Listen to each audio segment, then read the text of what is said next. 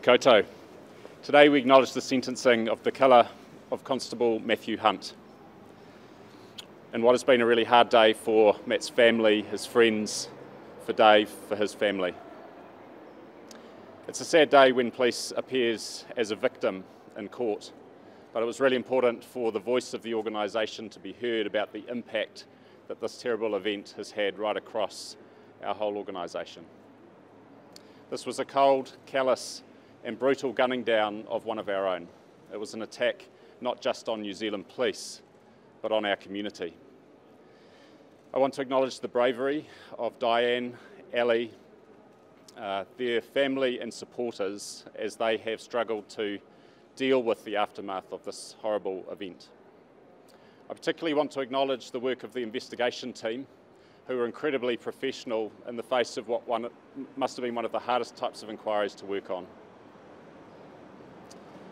Our people come to work to keep our communities safe, and they should be able to go home at the end of their shift safely to their loved ones. I appreciate the opportunity to be able to represent the organisation here today, and I ask that the focus today is not on the horrible act of one individual, but is on Matt's life, his legacy and his contribution to our communities. I'll take any questions.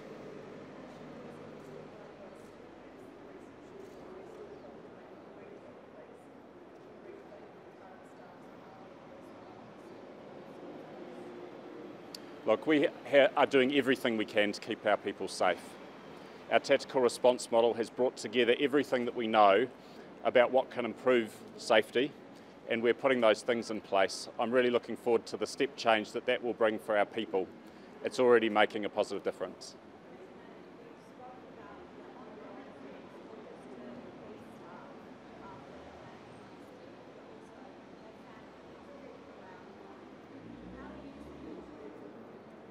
We're a really close organisation. Police is often described as a family more than just a workplace. And so when something like this happens, it reverberates through the whole place. Matt's wingmates will be sprinkled throughout the country in different police stations. Lots of our people have had contact with him in different ways.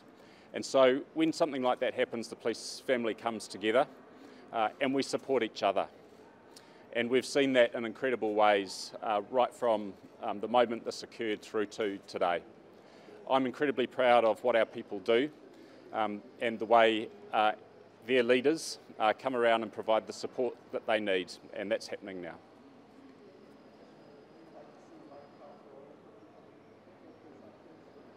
Sorry, say that again?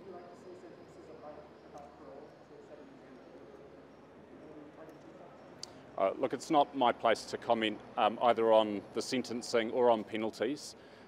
What I can say is nothing will bring Matt back, but the decision of the court today brings some closure and relief, and I'm sure that across the police organisation, people will be pleased to see the back of this.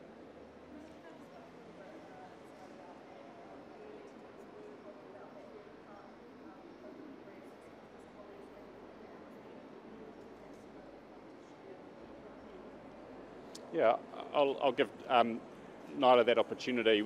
What I would say about Matt, though, is I've never heard a bad word spoken about him. I have heard so much good about the way he conducted himself. His career before police was with corrections, looking after people who were struggling, and that was his mindset and attitude, and that's come through so strongly. But Nyla.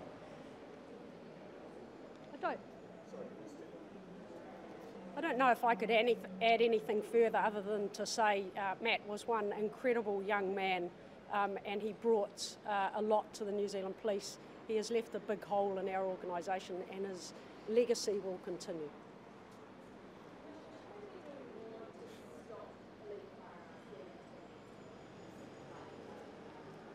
Look, we are really concerned about the prevalence of gun crime that we're seeing.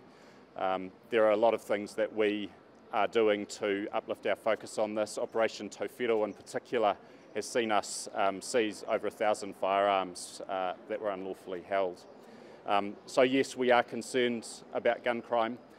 We need to make sure the right controls are in place, and I think many of the right things are already happening as a result of changes to legislation that were made following the Christchurch attacks.